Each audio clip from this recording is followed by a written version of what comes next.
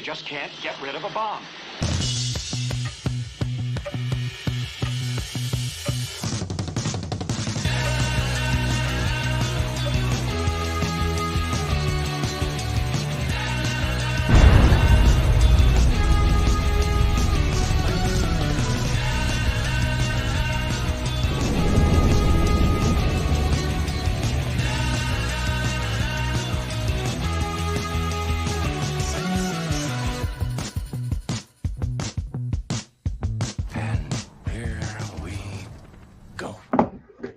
Hey, it's Will. This is Thomas.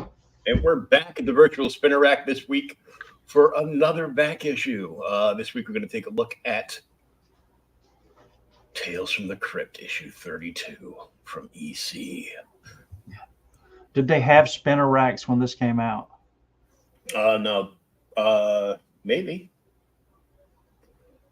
I remember they had spinner racks when I came out. When you came, wow. which was almost 54 years ago. So there's a chance they might have had them, or they might have been. They were probably on the magazine stand.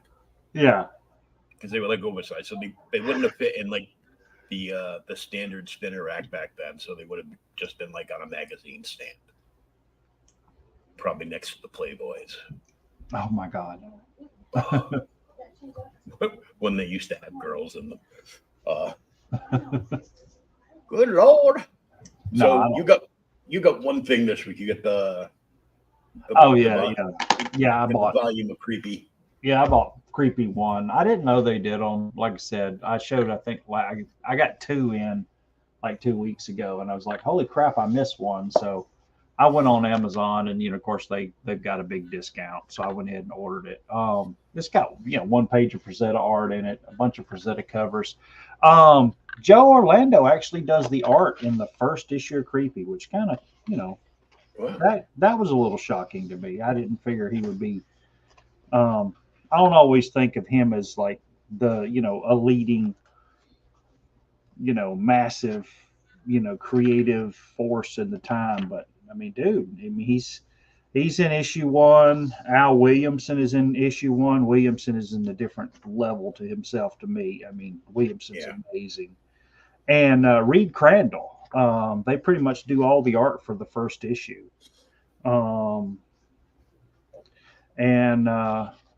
Excuse me. I did mislook it. There is a Frank Frazetta story in the first one too.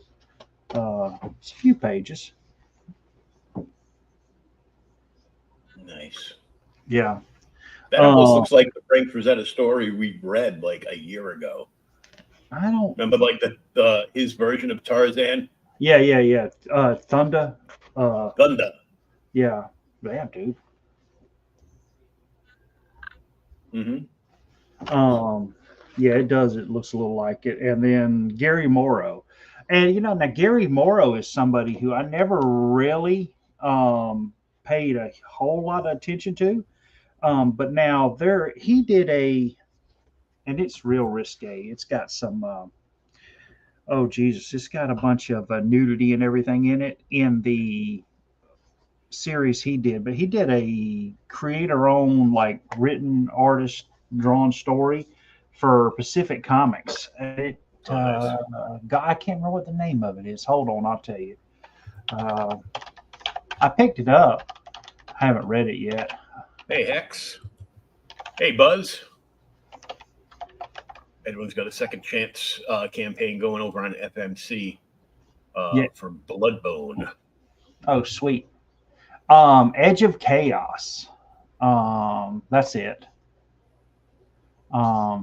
See if I can get you a picture. That way you can see what I'm talking about. Oh, and it's a Gary Morrow story. Like I said, I didn't know he had done it. This is just one of them. There you go. One of them creators you never really pay attention to. There's so many, but apparently he did a whole bunch of stuff in the 70s, horror and everything else. And then this is kind of I remember went through it, read some of it. A lot of, not a lot of nudity, but there was a lot of nudity in it, if that makes any sense. But it, Edge of Chaos. PC, yeah. Yeah, it wasn't. PC was never PC. No, and that's why I love it. But yeah, just one of the characters, creators you don't ever people don't pay attention to. That character looked a little bit like Hercules if he was late in the loafers. Yeah, Hercules. Damn it. Don't. But yeah, there's all cool art throughout the whole stuff. Now I will say one thing: reading the creepy and then like looking at the book we're doing tonight, dude, they are radically different. Oh yeah. I mean, I know there's about 20 years that separate them, but woo. Yeah, this issue was. I was like, oh, this is so good. This is awesome. This is so good. And then I'm like, wow, when this thing came out, did they have like the townsfolk with pitchforks and torches like surrounding their building? Oh my God. This is why they had freaking Senate subcommittee meetings. I looked it up. I was trying to find like one of the worst issues, just like top of the line, this is something to trigger everybody. I think this one pretty much does. Oh yeah. And oof. So before we dive into the book, there is a Kickstarter out. Last week we took a look at Matt Wagner and Kelly Jones's new graphic novel. That's Dracula. Dracula book 1. They're all being done. Hey, Alan, how are you? Good to see you, bud. They're all being done as like thick graphic novels, like over 112 pages. They just overtook the #1 graphic novel of all time on Kickstarter. Really, the Dracula one? Mm-hmm. Damn. Yeah, it looks really good. I have not heard back from either Kelly or Matt, but they are like super busy going on much bigger platforms. Oh yeah, we'll have to call like the Joker and Mask of the Phantasm. Even though you never call and you never write. I backed it already. Did you? I backed the hardcover that Matt and his son did. Oh, cool. So he drew it, and his son did the colors on it. And I'm like, that's like the best of both worlds. I think that issue, because you get Matt and his son on the cover, and then the entire inside of the book is all Kelly Jones. So, it's all Kelly Jones, yeah. And I like some of the other covers, but I'm like, man, I just spent like $80+ on stuff from the dude. So the Bela Lugosi Kickstarter is good. I'm getting it. Cool. Yeah, it's like a biography of Bela Lugosi. It's got a ton of pictures in it and everything. It's huge. I've been seeing stuff pop up. What was weird is I was just trying to grab the link for one of the Kickstarters off of Facebook. So if I scroll on my phone, I can't scroll for more than 2 seconds without another Kickstarter coming up on my phone. But when I come on my computer, crickets. They're all gone. They're all gone. So I just went and looked it up. So boom. Yeah, dude, this does. I mean, I remember playing this when we were a little younger. So much fun. 3,166 backers. It's already $500,000. Yeah. That's in 4 days. Yeah, it was funded in 4 hours. Yeah, I think this is going to be made. Yeah. The goal was 250K. It did that, and it did more than that in 4 hours. Oh my God, that is funny. And what was killing me, because I'm watching my funds, was because the guy Andy that I buy off of his sales streams, because he deals like a lot of like bronze and silver stuff, right? Yeah. And he was doing a specials show, it was like the anniversary of something, and he had 3 rows going. So the first row, it was like all stackers. You didn't have to buy the entire stack. You could just, buy whatever issues you wanted. The first row, all the books were $1. The second and third rows were all 50% off of whatever he said the book was. So if it was a $20 book, it cost $10. He had a turtle stack in there. Oh, sweet. Some of it was like the image, the cartoony, we're doing this for the toy line crap. Yeah. But he had a bunch of original, like later issues of Mirage original Turtles. Yeah, like 10th printings. Yeah. Oh, like issue like 17 or 29 or, stuff like that. It's like when you run into a collector that has Turtles under glass, shall we say, it's usually only the first 4 issues. That's it. And then they're like, don't you want to read the rest of it? He goes, oh, no, I just get them and get them graded. That way I can keep trading or selling them so I can get like better copies. Yeah. And as we're sitting here staring at the screen, the price just keeps ticking up on it. Oh, did it just go up again? Just there it goes again. Yeah, I just saw it go up again. Yep. It's like,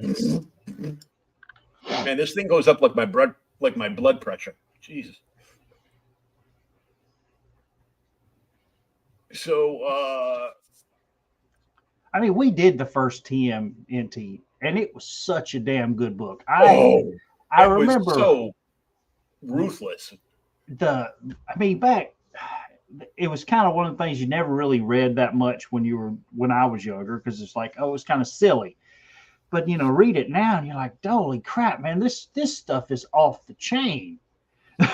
Yeah, all the little kids that were buying that, it looked, ooh, it's a bunch of turtles that can talk and they're ninjas. Yeah, okay.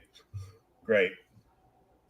And then you read it and you're like, oh, little Johnny shouldn't be reading this. No. And before you know it, he goes online to ninjaworld.com, which, as far as I know, doesn't exist, but probably does. Yeah. And starts ordering like sais and katanas. And, back in the 90s, they wouldn't care. There were like 5 states, unfortunately, mine was one of them, that they can't ship weapons to your home. They just they'll let you pay for them, but then the authorities will intercept them and then charge you with a crime, even though you never received them. Really? And then you're out money. Yeah. So Sean Owen Robertson is the creative director and business partner over at Paladin Books. Yeah. And he's, one of the ones that is doing this. They've created like 3 Kickstarters. He's backed like 6 of them. Best-selling RPG hit from 1985. Yeah, I didn't realize it was that long ago, but yeah, I thought it was a little later than that. 89 is what I was thinking. This came out, I guess, in like the heyday of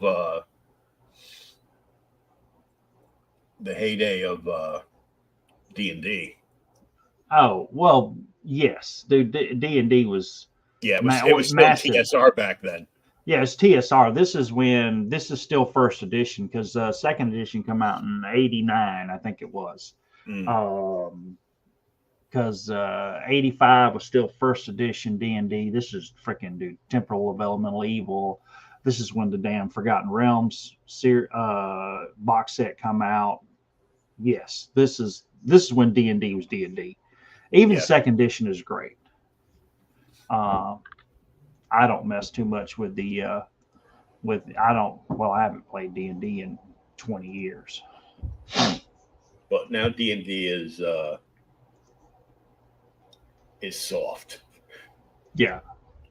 And yeah, I mean, this come out, and this was, I can't remember, does it say at the top if this was a Steve Jackson Games? It's not saying. Palladium books. Because remember, Steve Jackson Games did they did Grups, which was generic universal role playing game system or something like that, and they had a lot of stuff like that, and you could do anything in Grups, dude. You could have all kind of craziness going on, and it was awesome. Just random, make this crap up and just have fun. But yeah. So they are returning to print as 2 officially licensed deluxe hardcover collections of the RPG and all source books. Each is completely remastered, includes rules, clarifications, and is updated to full color.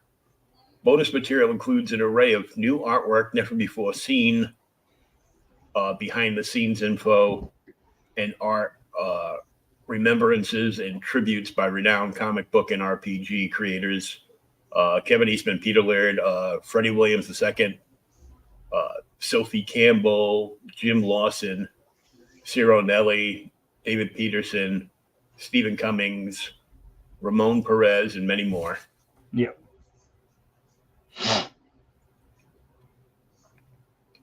And a puppy dog. Puppy dog. A big puppy dog. Yeah, mutant dog. It's like Boxy from Battlestar Galactica on steroids. Yeah, and then you got Cyclops right there. Yeah. Wire hair terrier. Mutate your own hero or anti-hero from a wide variety of urban, rural, and wild animals, from birds to exotic zoo animals. Train them up with a variety of skills, combat experience, weapons, cool gear, and even psychic powers. Explore, adventure, discover. What is a remaster? We know what a remaster is. It means they just made it again and added something to it, like, color. Yeah, exactly. Cleaned up the print. Mm-hmm. Yep. Remaster text, art upgrades, fresh, clean book. I got to look it up now because it's like killing me. Oh my God, you can still go to Palladium Games, Palladium Books. They've actually still got their website up. Man, apparently they're still running right along. Yep. Book 1 and 2 cover art by Freddie Williams II with colors by Michael Majestic, after the classic cover art by Kevin Eastman and Peter Laird. So there's more than one book. Sweet.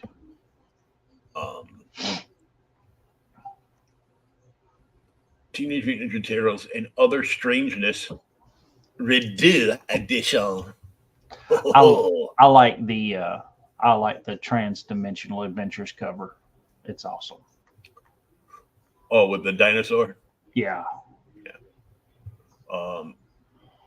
This is a 256-page full-color reissue.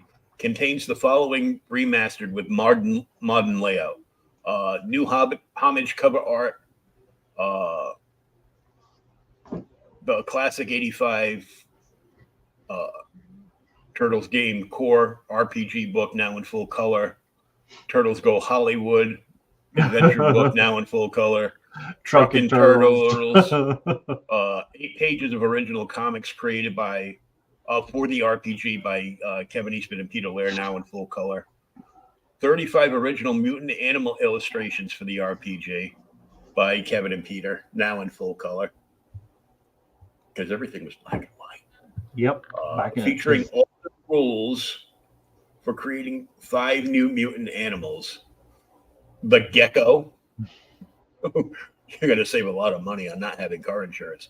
Damn it. Great white shark. A ring-tailed lemur. So penguin, that could be King Julian. Yeah. An alligator snapping turtle. With one or more illustrated by Sophie Campbell, plus a new feral hand-to-hand combat system for mutants who grew up in the wild, with an equipment chapter, updated with modern gear, not available in 1985. Yeah. It also includes classic rules, clarified and updated. For old and new fans, we need to do this. That way I could get it, we could play, and I can make King Julian and just go and save the world.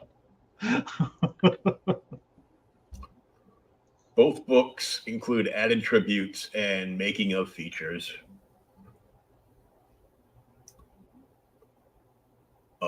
This cover is not yet revealed. Yeah. I like the black, white, and red. Yeah, it's kind of good. It's a cool. It's probably nicer than the color version.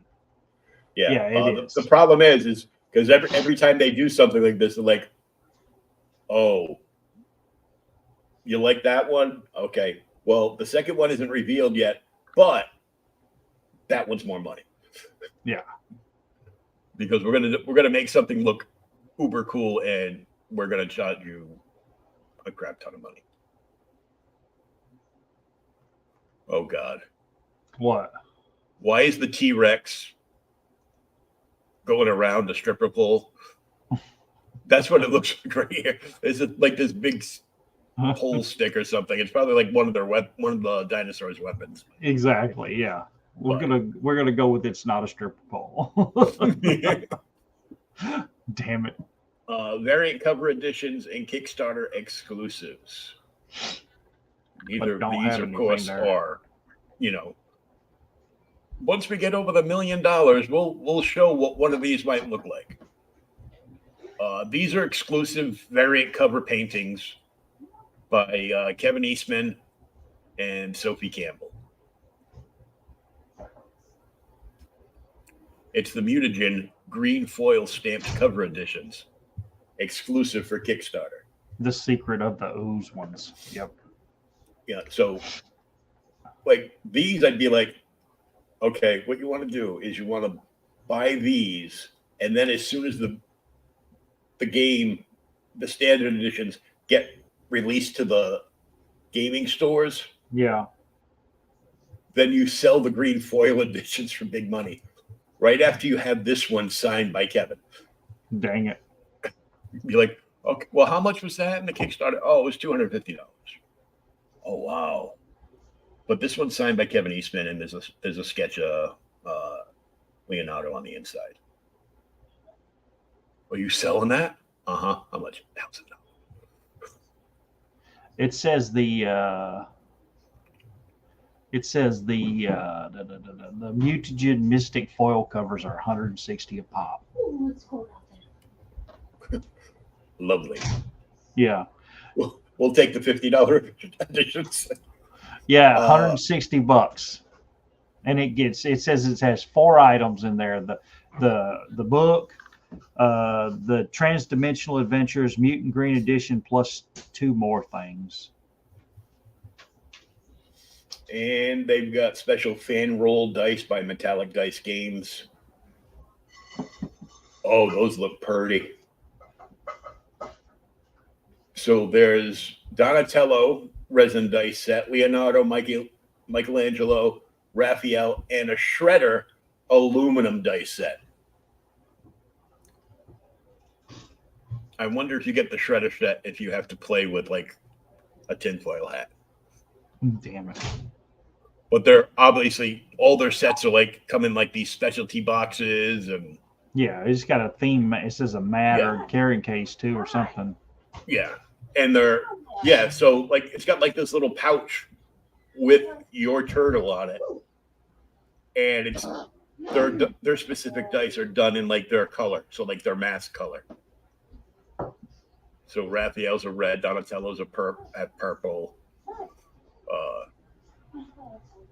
Michelangelo's are orange.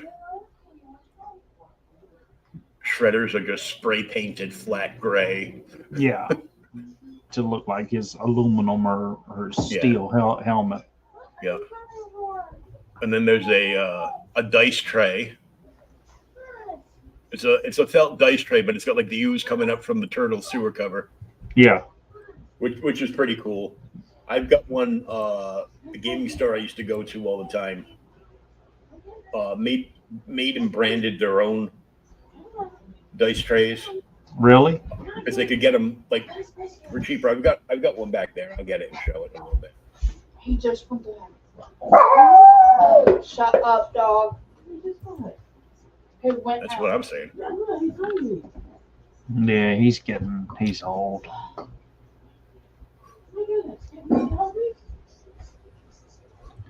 Getting cranky. Teen hero set. Do you see that?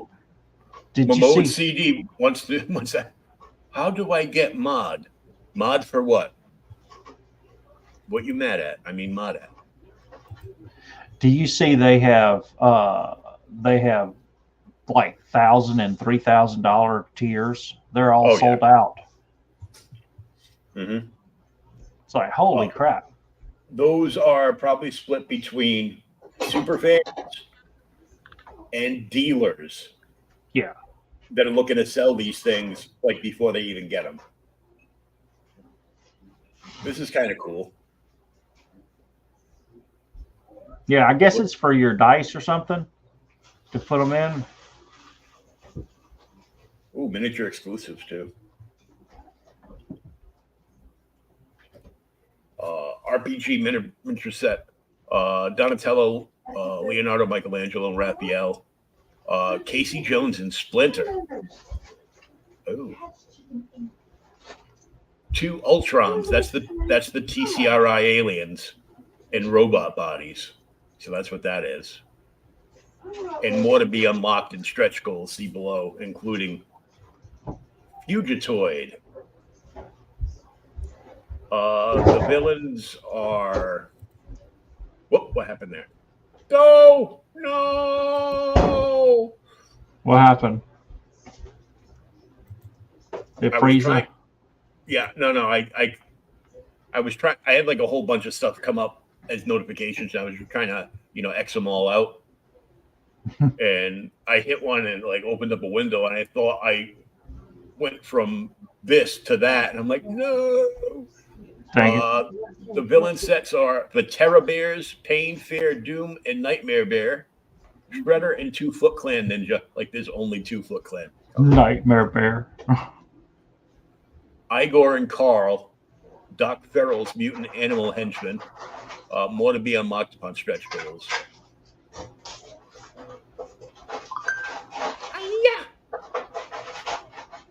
Every time I see that, all I can think of is Miss Piggy.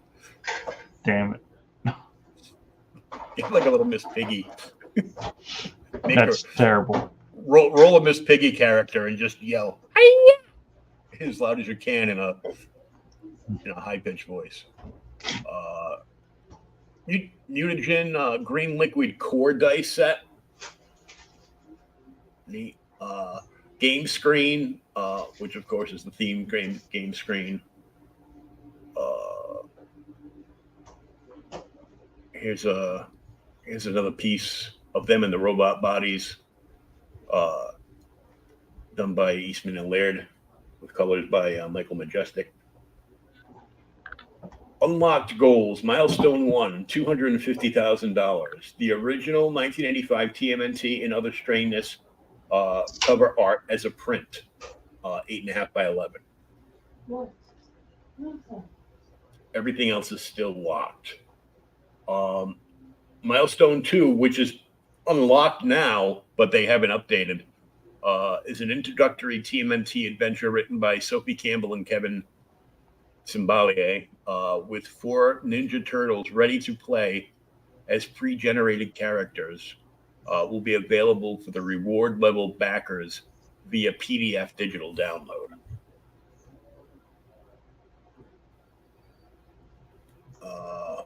Milestone 3 at $750K. The original 89 transdimensional cover art as a poster. When it hits 1 million, bonus Fugitoid miniature and rules. So you'll get a Fugitoid with rules to play that. and everything else is just, you need to have TCRI clearance, which we don't have. Yeah. I just looked up the cover. The actual cover for the 85 game is pretty much the same cover as as now. They just remastered it. Yeah, they just had somebody else redraw it. But there you go. Can they come with these costumes? That'd be funny. Damn it. I love LA. I love LA. Dude, nobody loves LA. Like, quite literally. Yeah. So, what's this? The Foot Soldier Basic, one item included, plus additional add-ons, is the TMNT Another Strangeness Redo Edition. Yeah. Mutant Nomad Basic variant cover is 60. So let's see. So far, there's 367 people that have the Foot Soldier Basic. Yeah. 70 that have the basic variant cover for Nomad. Ninja Warrior Core, which is both books, and the basic covers is 100. He's leaning forward. Old School Fan Black, White, and Red Core book is 110. The Mutimal Warrior variant covers core is 120. The core retailer, which is multiple copies of the book, is 150. Yeah, that's for the retailers. Yeah, shops. Yeah, I've bought under retailer tiers before, just because. Well, I got more than one. Mutagenic Mystic foil covers are 160. Yay. The Radical Rogue foil covers miniatures are 300. The Cowabunga Cowboy foil covers and the dice are 390. The grand retailer is 420. Yeah, because you're going to be smoking something if you think I'm paying 420 for a Turtles book. Time Lord is everything. Yeah. 888. The TCRI Alien Survivor Galactic Collector is $1,000. The Alien Renegade Collector is $1,100. I don't know what the difference is between these. Oh, that's the Survivor. This is the Collector. The Ultimate Benefactor is $3K. None left.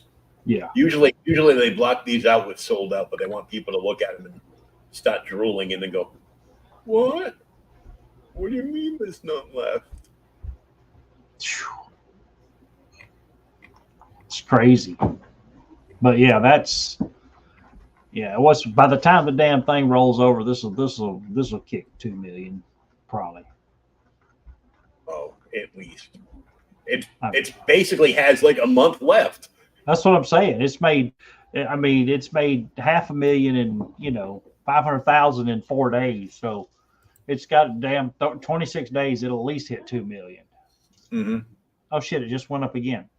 Good Lord. 503,769. Yeah, while we're sitting here talking. 3,176 backers. Okay, I'm getting depressed because my bank account doesn't look anything like that. Dang it. Boink. All right.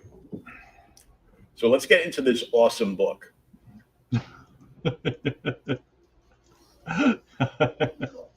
RPG bullshit. Damn it. There you go. A property that everybody loves, so damn right we're going to charge an arm and a leg for it. Maybe 2. You're going to have to sell your shell to afford this game. Dude. They used to know how to draw risque covers. This one's pretty rough. Tales of the Crypt 32 Terror from EC Comics, and we've got featuring the Crypt Keeper, Vault Keeper, and the Old Witch. Covers by Jack Davis, who died not too long ago, actually. Yeah. He lived over on St. Simon's, I think it was. Freaking elephant, like stepping on this lady or something. Ah! But once you read that story, you're like, I don't feel too bad. Exactly. I did leave some of the ads in here just so you could see, because they were there. I read the prose short story too. I read most of it, and then skipped the second half. I was a little tired. Dude, I love the Weird Science cover. Those covers are so classic. Mm-hmm. But they had what? They had Tales of the Crypt, Crypt of Terror, Vault of Horror, Weird Science, Weird Fantasy, Crime Doesn't Pay, Two-Fisted Tales. God, I can't remember what else. But yeah, dude, they had like 8 to 10 different books, yeah. And they were some of the best stuff ever. And then there's they had the narrator for most of them. Yeah. And Jack Davis does the art on the first one, Crypt of Terror. You know, the other thing too about reading these 50s comics that I forget sometimes is, man, they had a lot of words in them, but they still read pretty quickly. Yeah, the flow on it is really good. Yeah. And I always love the narrator here, like our narrator in our modern books just kind of tells you the story goes along. Back in these old books, they're actually little characters themselves. They pop in all the time, like on the TV show, and then say little smart ass things. Mm-hmm. Yeah. So the first story here, so this has come out in the 50s. Did it show what year? 52. So this is essentially 8 years after the end of World War II. So, yeah, come on in, friends. Come to the Crypt of Terror. Once again, we meet our chivalry session. Let's our host in horror, the Crypt Keeper, open in this mad mag with a terrifying tale guaranteed to curl your hair and curdle your blood. Several issues back, I told you a yarn about a butcher which proved popular. One avid fan sent me a cleaver with the complete directions for what he wanted me to do with it, but it didn't sink in. So I decided to tell you another story about a butcher, one that I'm sure will tickle your spare ribs. I call this meaty little morbid melodrama, as the nauseous cannibal remarked on a partially hot day, "Tain't the meat, it's the humanity." To take up on. It's not the heat, it's the humidity. Exactly. But you'll get a bitch slapped. Damn it. Yeah, so the first story is cool because it goes back, it's talking about World War II. And he says, remember attention World War II when the butcher shop, the butcher here was just another guy in this town. But during the war, because he was the only way to get meat, everybody had to have their red points and their ration cards. He become the most popular guy in town. Mm-hmm. Yeah. Suddenly, old Zach found himself the most popular man. He's not. He's the only butcher. Remember those days, kiddies? Ration books, so many red points for each pound of meat, so many red points allowed each person per month. It was pretty tough, the situation, that is. Mm-hmm. So the first story, you know why vegans can't have pudding? Why?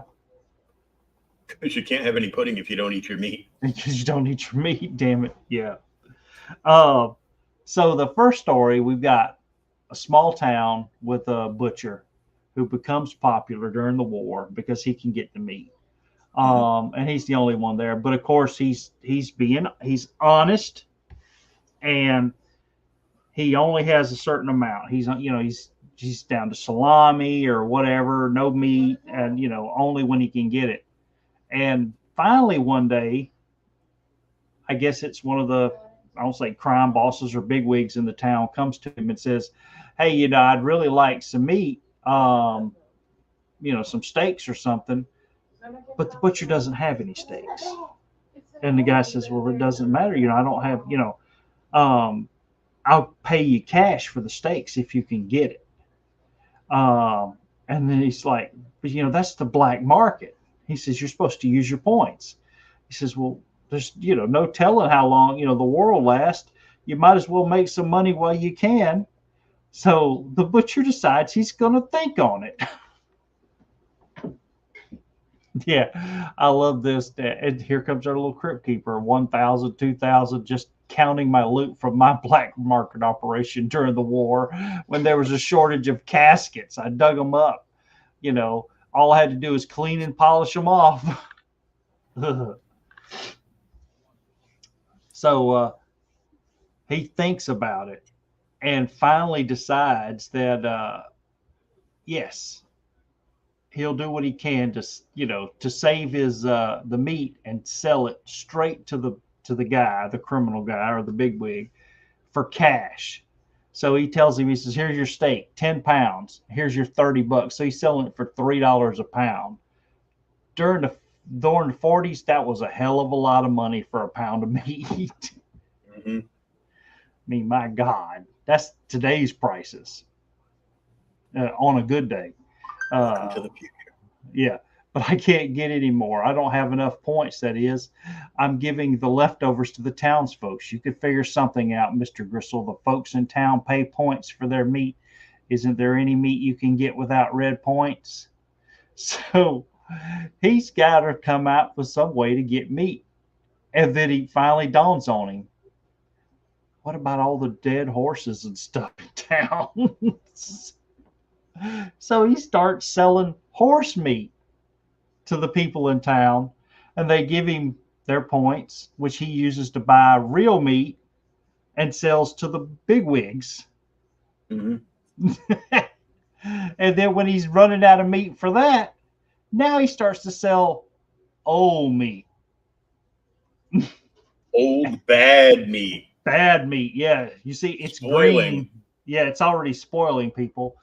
It looked like he unwrapped it and it was like a dead hyena in that package. Or dead. It's already partially rotten. We were going to put it in the ground. He's like, I'm supposed to send this to the animals, the animal farm. He says, not a word to anyone. And then now he's got to actually get sick. People start getting sick from the meat. Can't imagine why. No. And of course, the poor butcher's doing this for his wife and kids to a degree, but he also wants to, get wealthy while he can. And the damn, I guess it's the carcass collector, comes to the house. He says he's telling me to pick up another load of the slop. What? The stale meat, the junk, the stuff he's been selling as good stuff, Oh yeah, I'll tell him. So the wife, now finding out that the husband's selling bad meat, goes down to the damn butcher shop and runs into him and Mr. Vandercliff there. And she's like, oh, no, don't. It's a stale old horse. It may be horse meat. Oh, but he says, no, this is good stuff, Mr. Gristle. I pay $6 a pound for this. Zach's regular customers get the junk. One, why does Mr. Vandercleef look like Red Skelton? I don't know. With a couple extra pounds on him. Yeah. Because they lead you to believe this is like, a mob boss. Yeah, something like that. Right. When's the last time you saw a ginger mob boss? They exist. Must have been the Irish Mafia. Yeah, they exist. Yeah. Bot kid to Sarah with the quick numbers. she gets fuming at him. You got to stop screaming at him. She's going to turn him in. You got to stop. This is against the law. Yeah, old Snort sells gasoline. Find out about, Fern's tire racket. Everybody's doing it. Why shouldn't we do it? So he just keeps on going on. Mm-hmm. Selling the bad meat, horse meat, whatever the hell he can get. And then now we find out that, did you hear? Mr. Crombie, he died. He was poisoned. Somebody think his sister-in-law did it. Poison? They're performing an autopsy. Excuse me, Miss Gilbert. I'd like to close up. So now we find out that the meat is so bad, he's killed like 4 people in town for food poisoning. Yeah. Yeah. Oh, Yeah. Wilbur. Yeah. So he's going to grabs his buddy. He's going to grab his buddy and get the hell out of town. Pack your things. We're leaving. You're in trouble. They found out I warned you. I warned you not to sell horse meat. It's worse. Sarah, 4 people are dead. I sold them tainted meat. You what? You're a murderer. I did it for us, Sarah, for you and Junior. Junior, he's eating at Herbie Horton's house. Horton, she bought some meat. So now they go over to see Junior, who's so sick to his stomach, he dies. Then the wife, she kind of loses it. I do like the last little panel there. When they unlocked Zach Gristle's butcher shop the next morning, they found Miss Gristle standing behind the counter, staring into space. She wore a blood-stained apron, and around her neck before the meat and showcase, Zach Gristle had been clumsily carved and laid out in the various trays. And she's just like, tainted meat, tainted meat, tainted meat. Welcome to Soylent Green, the butcher shop. Yeah, she hacks his ass up and puts him in there to sell and loses her mind. Yeah. If you ain't hungry, you can win the shop. For a first story, I thought this one was really good. I was like, as soon as I turned this page and I saw that, and I was like, yeah, oh God, she took him out. Yeah, you knew what happened. Yeah. Yeah, you knew what happened because you're there. She chopped his ass up. Yep. Now this one's art by George Evans, The Vault of Horror, roped in. Yeah, this was so good. This one, you really like this one? I thought it was a good cautionary tale. Yeah. Well, to a degree, yeah. Yeah. So this story is pretty cool. There's a construction firm, and they're building all these, government buildings and everything. And the police show up to talk to this guy and make sure, hey, you're so-and-so, you were in charge of construction of this school, or not school, hospital. And he said, well, the hospital floor collapsed, and they've done a study on the concrete. Yeah, the ceiling. And there's too much sand in the concrete mix. So the building collapsed. And because you're the one who signed all the paperwork, ordering the materials, you're obviously skimming off the top and ordered subpar materials for this building contract, and you caused the death of these people. Death of 21 hospital patients. And of course, the guy's like, this isn't true. We can't do it. There's got to have been a mistake. But they haul his ass down to the clink anyway. Mm-hmm. And after they haul their butt down to the clink, the other 3 partners in the firm go to talk about it. And we discover that they're actually the ones that have been letting him order the stuff. And then they're substituting subpar materials and pocketing sand and pocketing the difference for themselves. So they get the good stuff. Yeah. They put the crappy stuff on all of his jobs. Yep. And then they resell the good stuff to somebody else. Yeah, and pocket the difference. And what's funny is so they've been apparently it's been going pretty well for them because they did a school, but it hasn't collapsed Yet. Exactly. Yet. So they're talking about it and they're like, well, it doesn't matter. He signed all of the paperwork. There's plenty of, he's just surrounded by this web of, circumstantial evidence that shows he's guilty. So he goes to court, and sure as hell, they find him guilty of manslaughter and put him in jail. And he's just like, I'm innocent. Oh, terrible. Yeah. So Now with their partner out of the way, nobody suspects them of anything. So they're out still shopping for jobs, and they get a job in to build a dam outside of La Paz in Bolivia. So they're going to fly down. They've got a private plane. They're going to fly down and check it out. And of course, on the way down, the weather gets really bad. And they're having to dip. And as they dip, they go between two mountains. And the plane actually gets stuck. It just stops in the air. So they're like, hey, we're between those two barriers of the mountains. We're just hanging in midair. So you're right. So they get out, and it looks like they're actually on some sort of cables, like a net or something. Mm-hmm. So one of the guys gets out, and he gets his flashlight, and he's going to go around and try and find out what the hell they're on. And you could just see him, suddenly the flashlight blanks out, and the night's filled with blood curdling shrink. He's like, ah! He says, good Lord. So they decide, because you can't damn see, we ain't got a flashlight in the middle of the night, we're going to stay in the airplane until the next day. So when the sun comes up, they begin to wiggle the way out, and there's a damn big-ass spider strung between the two mountains. Big. I saw this, and the first thing I thought of was Lord of the Rings. Lord of the Rings, where they go to eat the hobbits. Yep. And the damn spider attacks them, and of course it eats them. And but the old poor guy back, the innocent guy back at the jail, he's still lost his mind. He just can't deal with it, him being in jail. So it says, so after a wager, Ellis and Buckley were trapped Morgan in a web of evidence, and they were trapped in one themselves, a real web. If you're wondering if a spider like that really exists, next time you see a local spider, ask if they ever heard of the South American crawler. I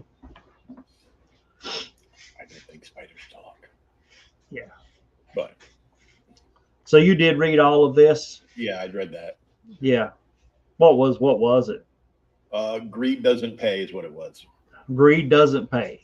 That's pretty much what it was. So the ending of it, this guy's trying to find like his fortune in like diamonds and rubies and gold and everything. Yeah.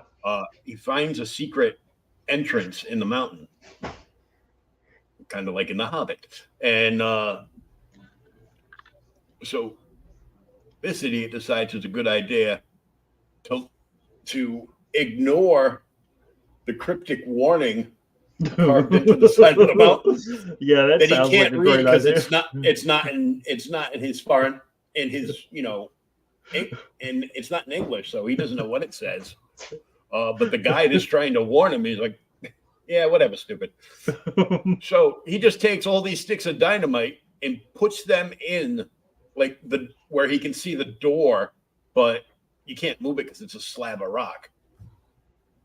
Hides behind a boulder, blows up all the dynamite, and big chunks of rock and pebbles and everything in between is like blown everywhere. And he can't wait to run down inside that mountain and get his fill of the treasure. Before he even gets in there, he looks up because something in his peripherals caught attention, and he looks up to see the entire mountain crumbling. Because until he set off those charges, this mountain, not including holding gold, silver, diamonds, rubies, and whatnot, is a dormant volcano. Oh, shit. Before he can move, black lava is hitting the ground around him and burning the skin off his legs. And before he knew it, he was covered in the whole thing. The end. They describe what happened to him with the lava hitting him.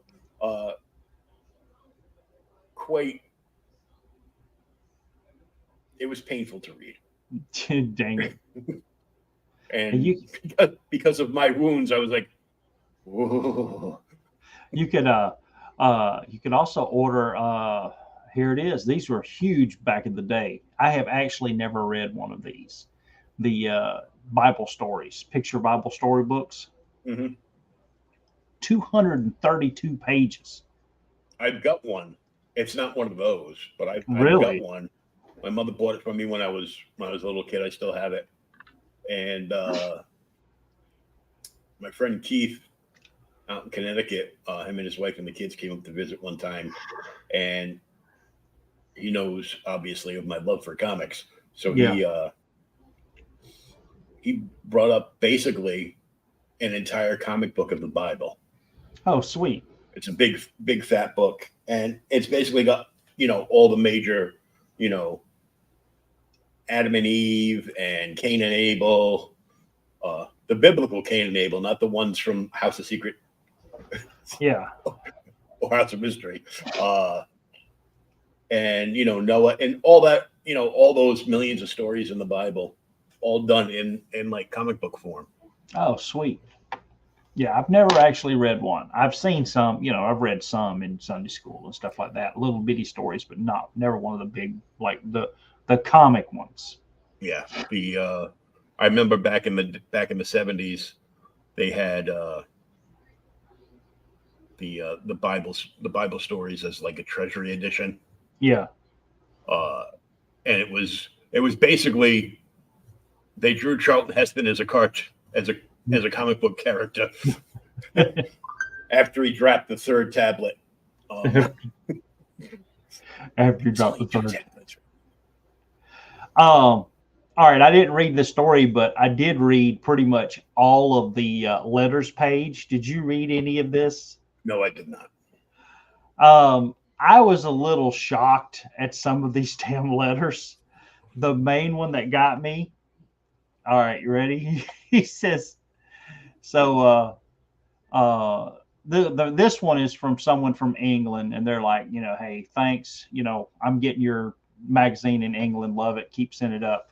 But then this one here is, Dear Crypt Keeper, your stories are the most revolting, repulsive, most disgusting I've ever read. When I read your magazine, it makes me sick to my stomach. I'm not alone in this opinion. All my friends think the same thing. Keep up the good work. And then the next one, which really was just the wording of it, is, dude, it would set off alarms today. Dear Crypt Keeper, I would be most pleased if you would send me a set of photographs. I've decided to end it all, and that this is the quickest way I know. Enclosed is a fearful fee required.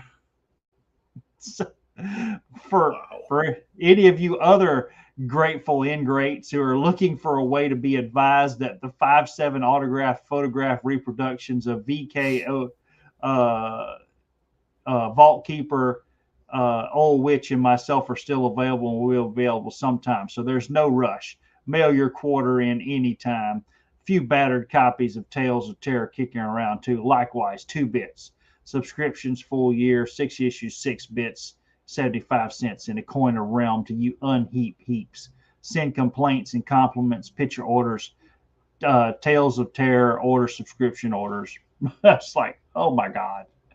But yeah, I've decided to end it all. Like, really? Wow. Yeah. And they're like, oh, we got to print this letter.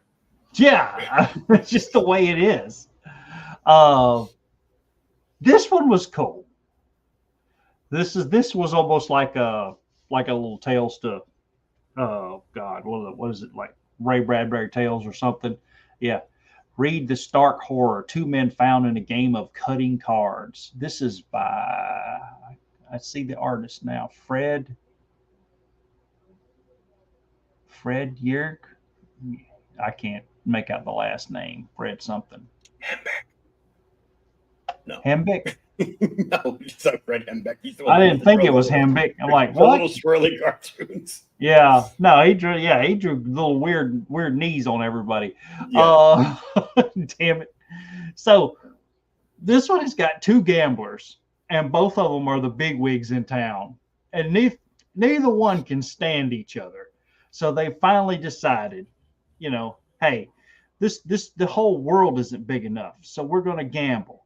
I'm willing to gamble to see who lives. You're bluffing.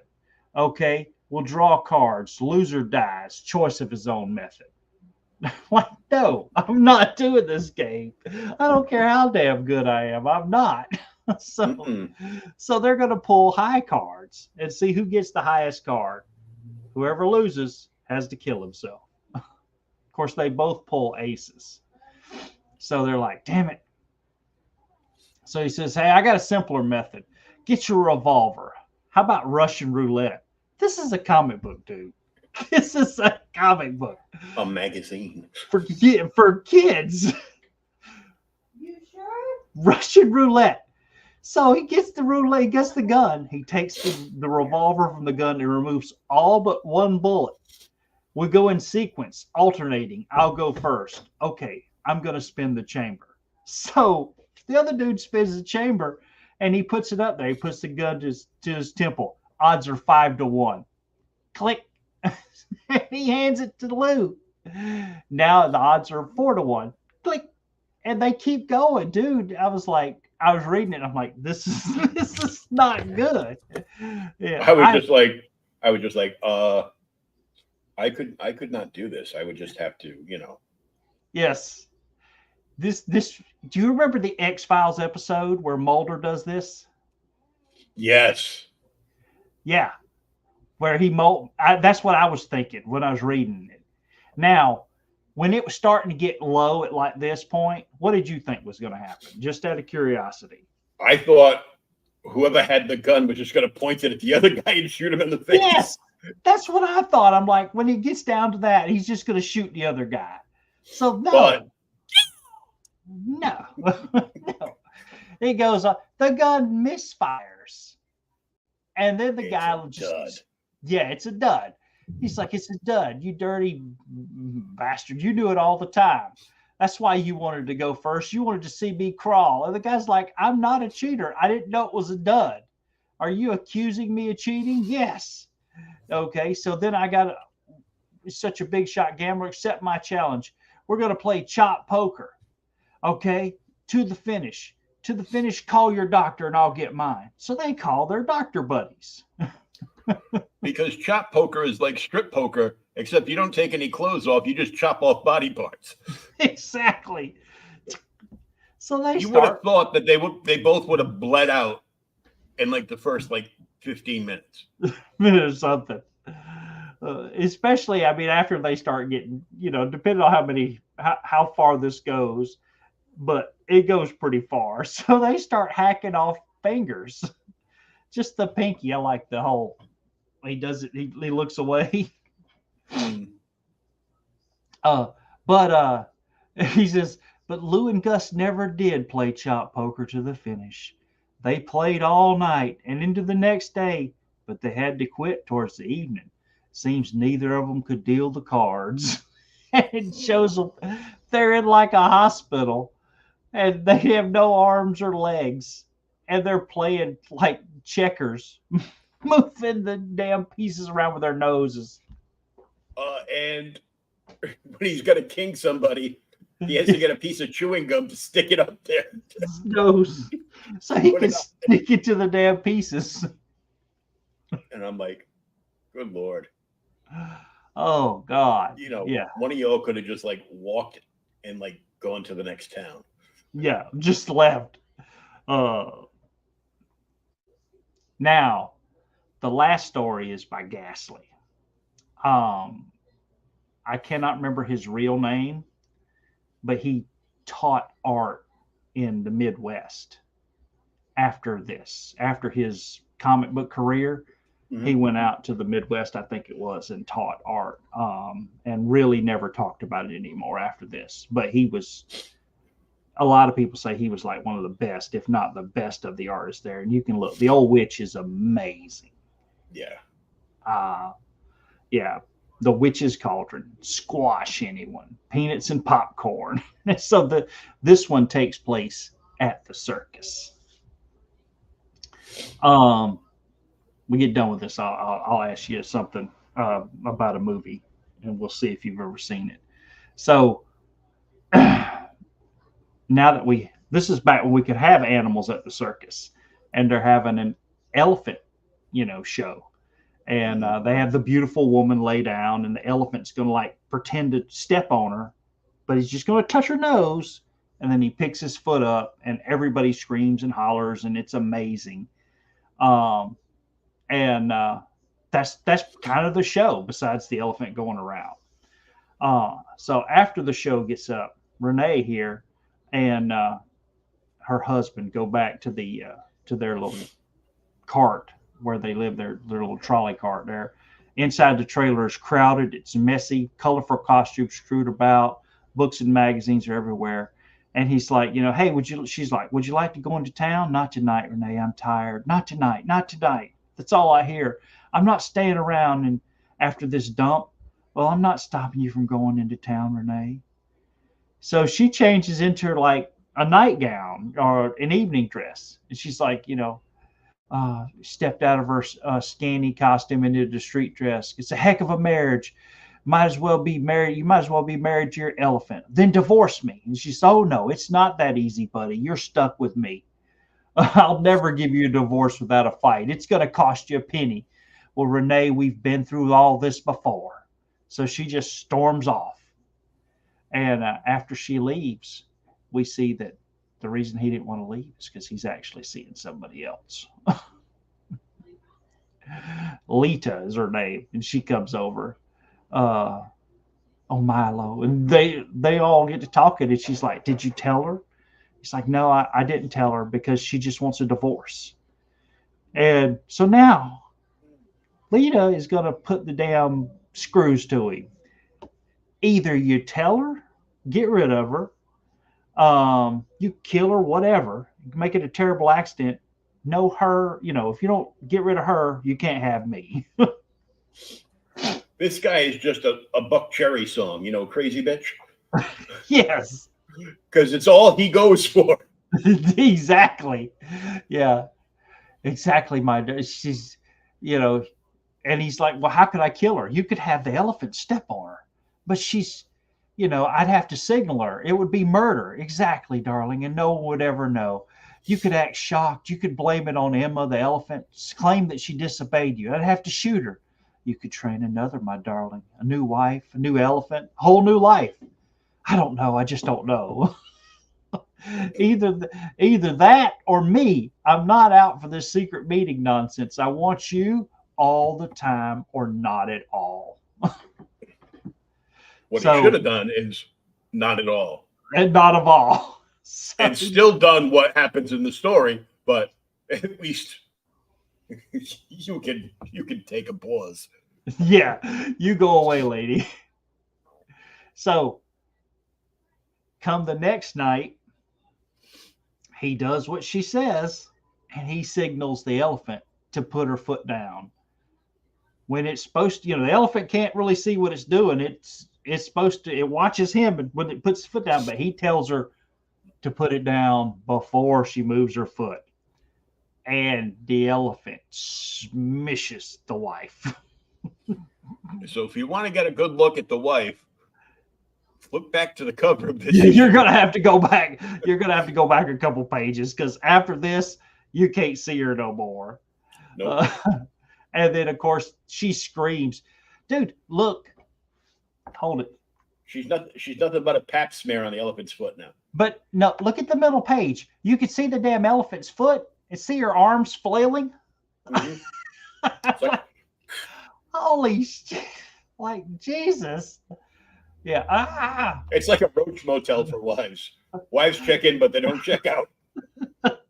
So, but it scares the damn elephant. The scream does. And she does. She kind of goes a little mad. And the guards there, they just rush up and they empty their rifles into the elephant because, it's a mad elephant.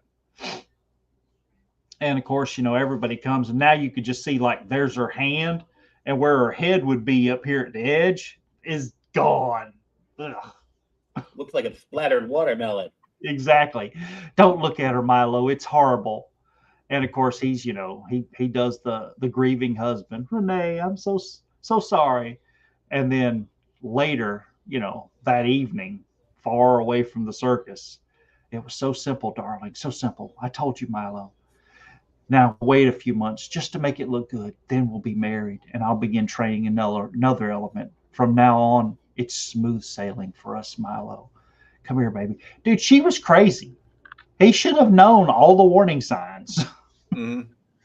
So months This passed. is like Jessica Rabbit if she smoked crack. Something. Months later, they're married. He's been training another elephant, and now she's the new person. The other thing is, dude, if he's done it one time and you piss him off, he's liable to have the elephant kill you, especially if you're in the act. But they go around back on the circuit, and finally the circus comes back to the town. It returns to the town where the accident happened a year previous. The night of the opening performance, Milo and Lita stood beside the tent. I'll be glad when this week's over. Just leave this place. Renee is buried here, and so is Emma. Don't think about it. So they're going to go on into the circus, and there's a low rumbling. They hear another elephant, and they think it's their current one. And he says, "No, it's not." And Emma and Renee, the dead elephant and wife, have returned from the dead as like zombified, rotting monstrosity, and it kills them both.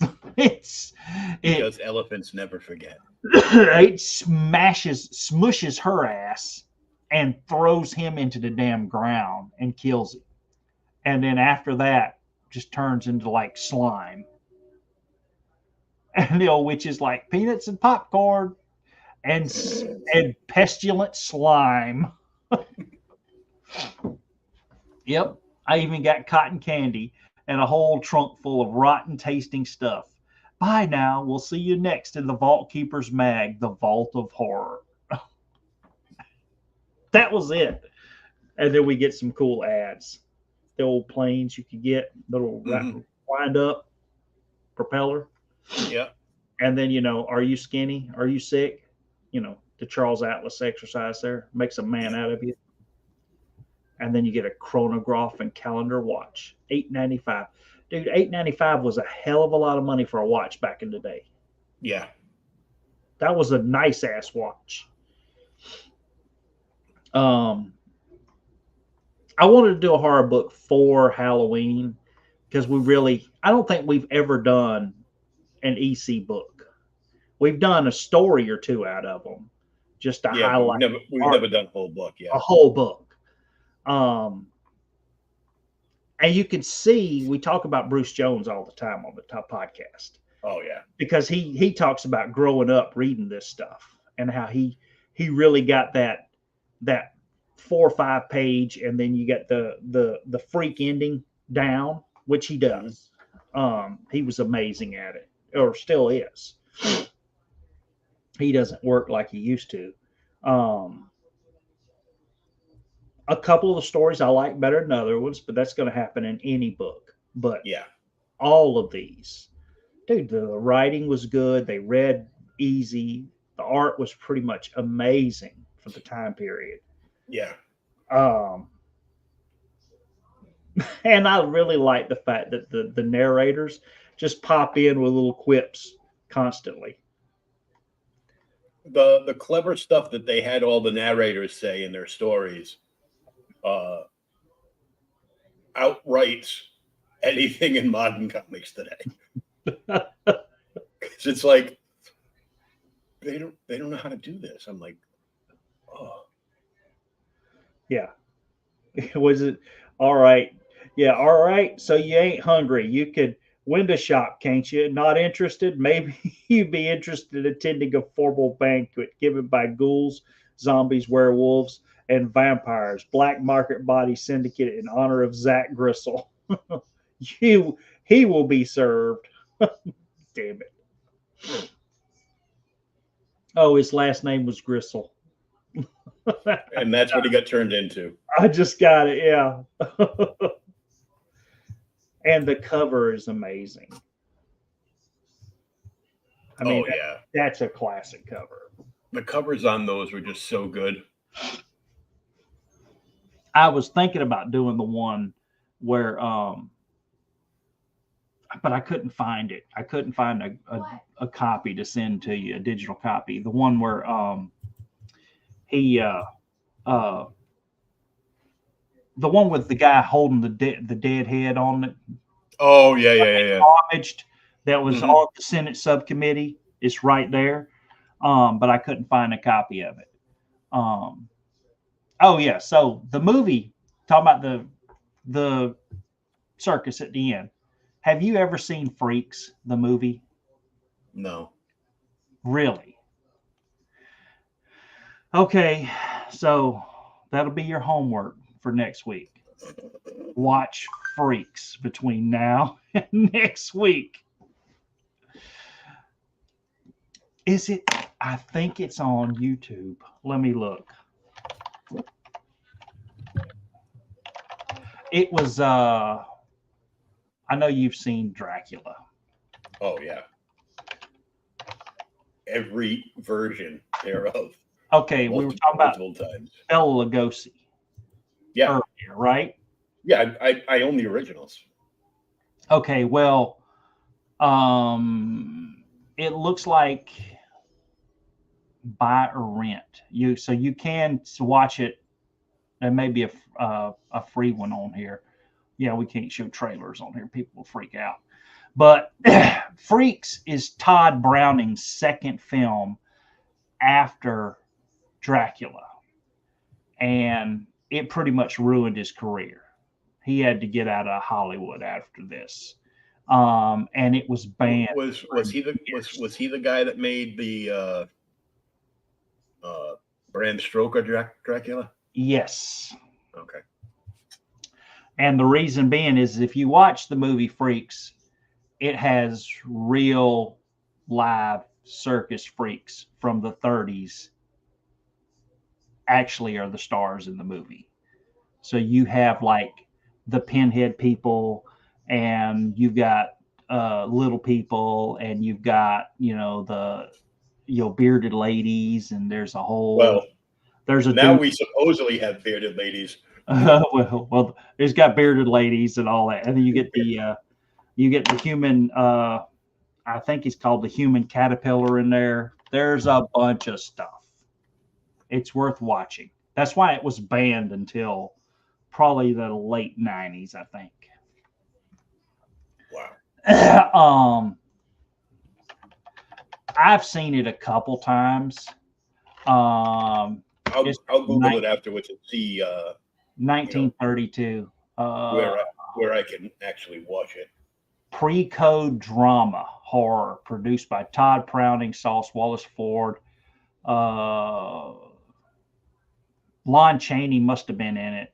Filmed in 31. Hold on, where does it say it was banned?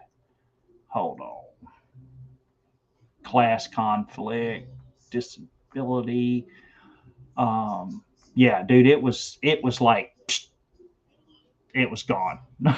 But watch it, and we can talk about it next week. What book did you pick out? Well, first, a little bit of news. There's been some big lot sightings of the exclusive Mego figures. Oh, sweet. So people have been picking them up. They look to be priced at $19.99 a piece plus tax. Removable cowl Batman 66. The Robin. The George Reeves Superman, because it had like the different chest symbol. So it's the exact same figure. They just put a new decal on his chest. And Joke, it's supposed to be like a 66 Joker. Yeah. It looks a lot like the 50th anniversary Joker I already have, but I will never say no to buying another Joker. No. So they're showing up. A lot of people are like running in, buying a set, and then flipping them.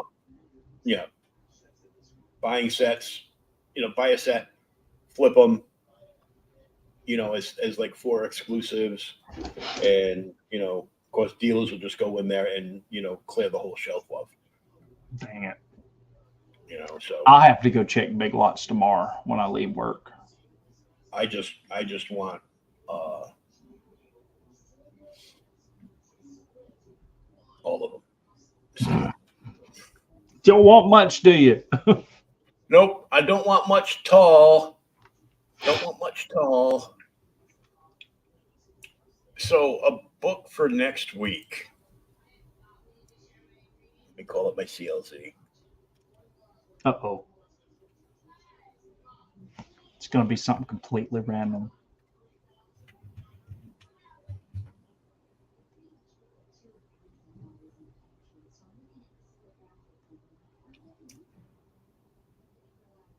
Yes, it will be.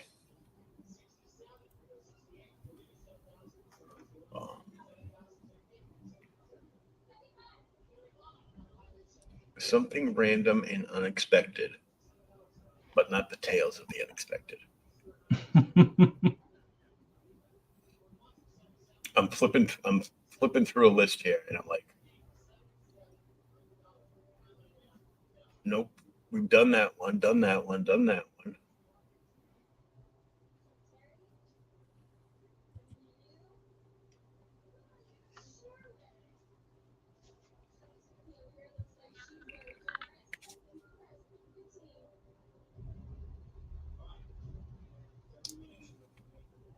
It's like the suspense is killing me.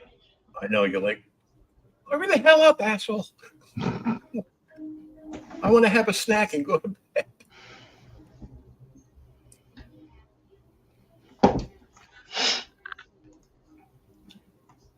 Says the movie was a box office bomb, recorded a loss of $164,000.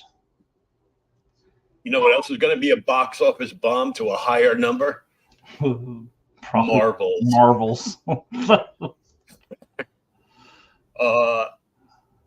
Today the news hit that the director walked out and quit during post-production. Yeah, I heard that. And the thief that gave all his stolen money to the Democratic Party, Max Fried from FTX, was found guilty in court today. Oh, Lord. Oh, yeah, well, that was coming. Yeah. It's like, can I get out? No, you can't get out of this. I'm sorry.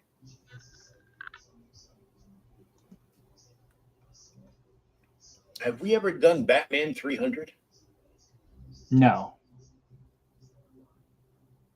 Not 300. I had this book as a kid.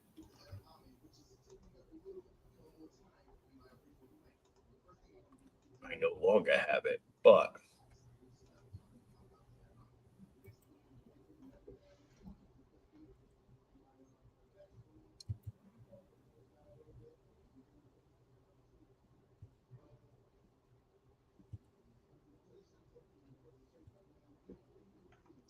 Try and look, see which one it is. Oh, yeah, I've read this one. Yeah. this was a pretty good issue. Although this is Earth 2. Yeah. Yeah, it's Earth 2. Because it's got the better Robin costume. You know, the one where he wore pants. Yeah. Yeah, he's a little older here. Yeah. No, we can do this one. Cool.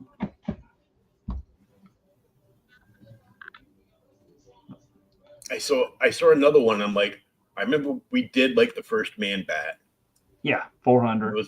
There was another Man Bat, but the Man Bat issue that I like the most is, I think it's like issue 18 of the Batman Family Run.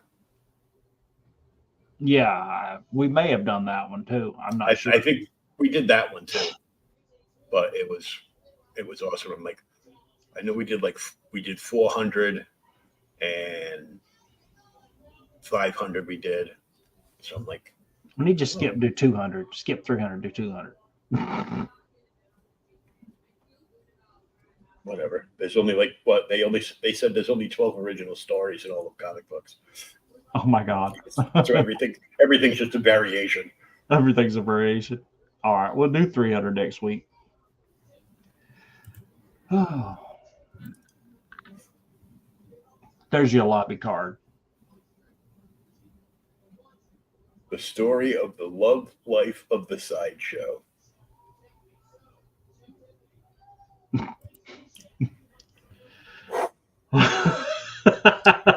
I don't think if I find it tonight, I don't think I'll be watching it tonight because I'll probably like wake up screaming in the morning.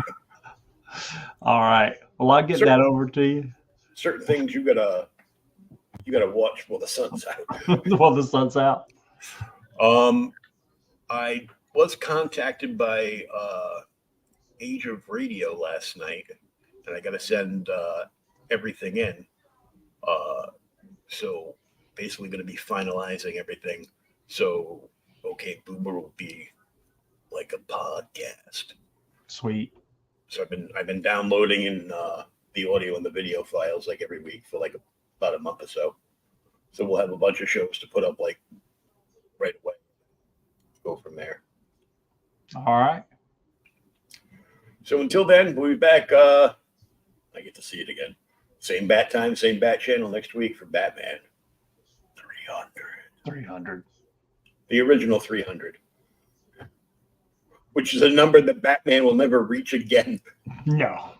Because they'll reboot the shit. We're just going to reboot it again. Yeah. Why? Well, we sell more number ones. Well, create a book that's worth putting a number one out for. You know, there's like 28 Batman titles now. Yeah. Oh, like, all right. So until then, read a comic book. Something. And, read something. Read a book. Yes, I know. I'm not very good at that either. I read a short story today. What do you want from me?